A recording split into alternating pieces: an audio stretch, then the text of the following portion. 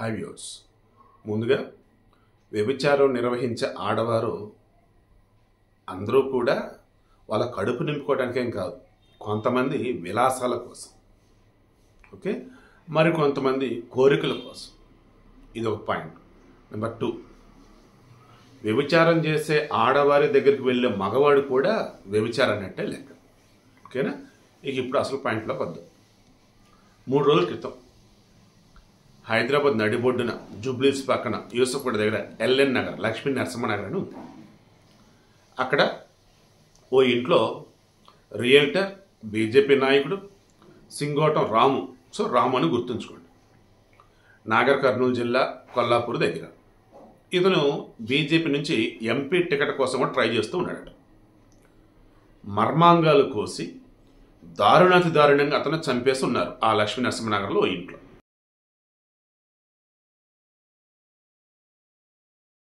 పోలీసులు వెళ్ళారు.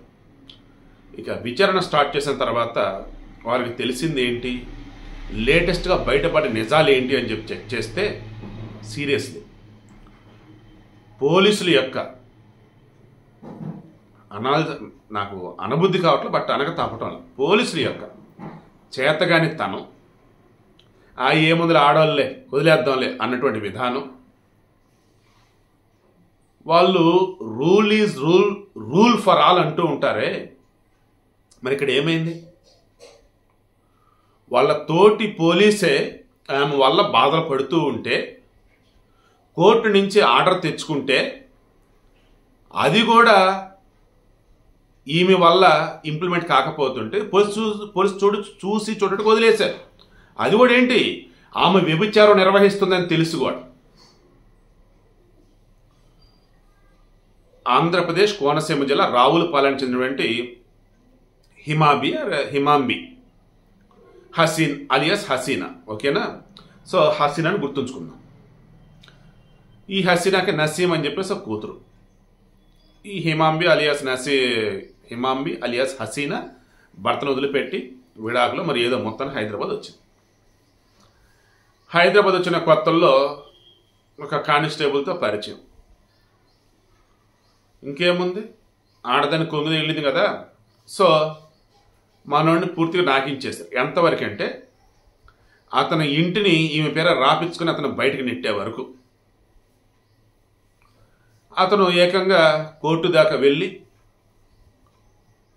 పోరాటం చేసినా చివరికి ఏమైంది, పోలీసులు కూడా కోర్టు ఆర్డర్ కూడా ఇంప్లిమెంట్ చేయలేకపోయినా మనకు తెలుస్తా ఉంది.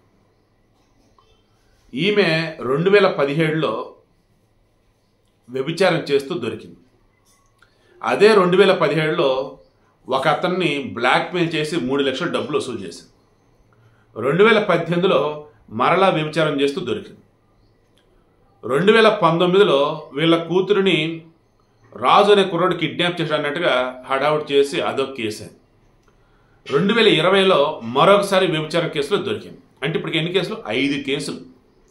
హైదరాబాద్లోని కేసులు అన్నీ కూడా 5 కేసులు ఉన్నాయి. అండ్ ఇంట్లో వ్యభిచారం నిర్వహిస్తూ ఉంది. అయినా సరే పోలీసులు ఏం యాక్షన్ తీసుకున్నారు? 5 కేసులు ఉన్నప్పుడు మరి ఆమెకి శిక్ష పడే విధంగా కేసులు వాదించి కోర్టులో నగ్గారు కదా, వాళ్ళు చేయలే. అండ్ ఈలోపు ఈ పోలీస్ డిపార్ట్మెంట్ చెందిన ఒక అతనే ఆమె వల్ల మోసపోతే అతను న్యాయం చేయలేకపోయారు.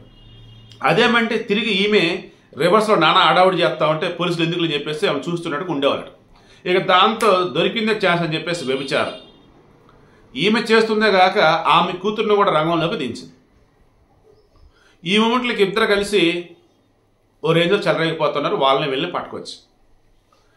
ఇటువంటి మూమెంట్లో ఈ హైదరాబాద్లో రియల్టర్గా ఉన్నటువంటి వ్యక్తి రాము, ఇతను జువా అంటే ఒక రకమైన జోదం అన్నట్టు, అది అంటే ద సెన్స్ గ్యాంబ్లింగ్, పేకాటకి సంబంధించి అది ఆడుతూ కోట్లు సంపాదించున్నాడు, మళ్ళీ రియల్ ఎస్టేట్ చేస్తున్నాడు.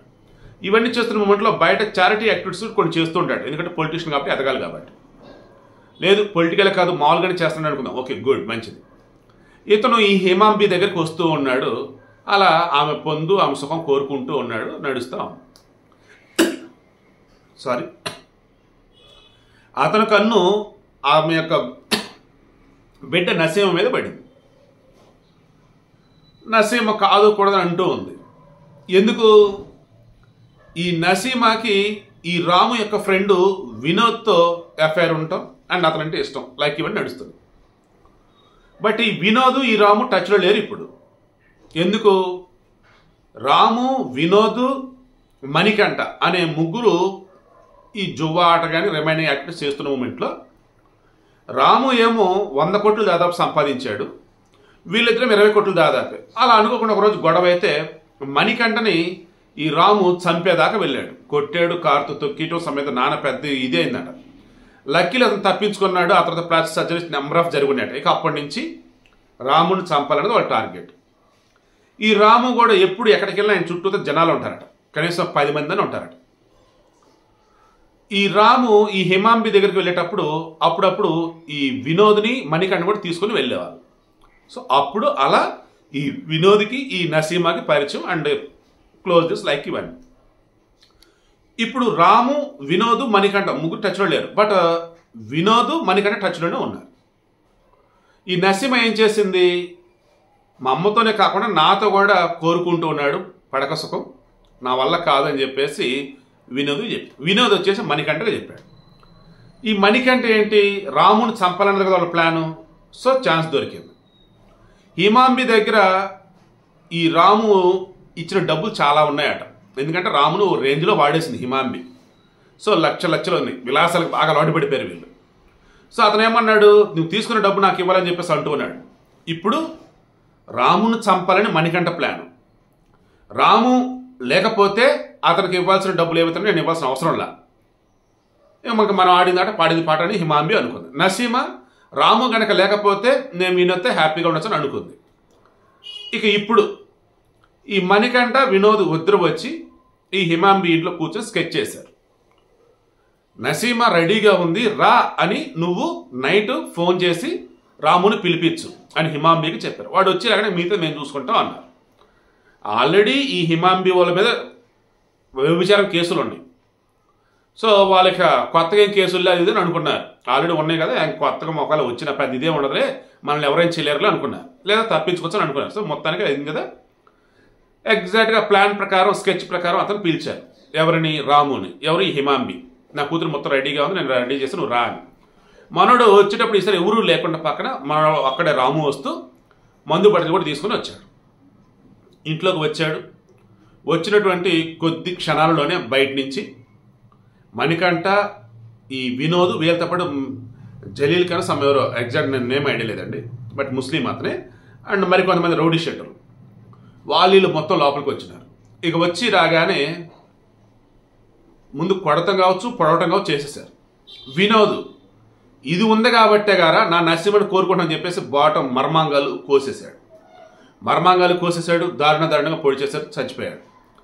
ఇక అప్పుడు ఎటు ముందు వెళ్ళిపోండి అన్నాడు మణికంఠ. అలా వెళ్తున్న మూమెంట్లో మణికంఠ ఫోన్ తీసి సెల్ఫీ వీడియో ఎవరికి?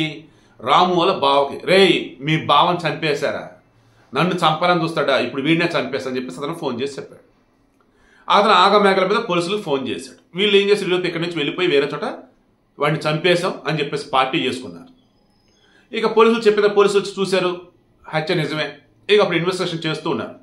అప్పుడు ఈ రాము యొక్క ఫోన్ డేటా తీస్తే దాని ద్వారా ఒకళ్ళు, ఆ తర్వాత ఒకళ్ళు ఇలా మొత్తం ఇప్పటికే 5-6 పట్టుబడ్డారు.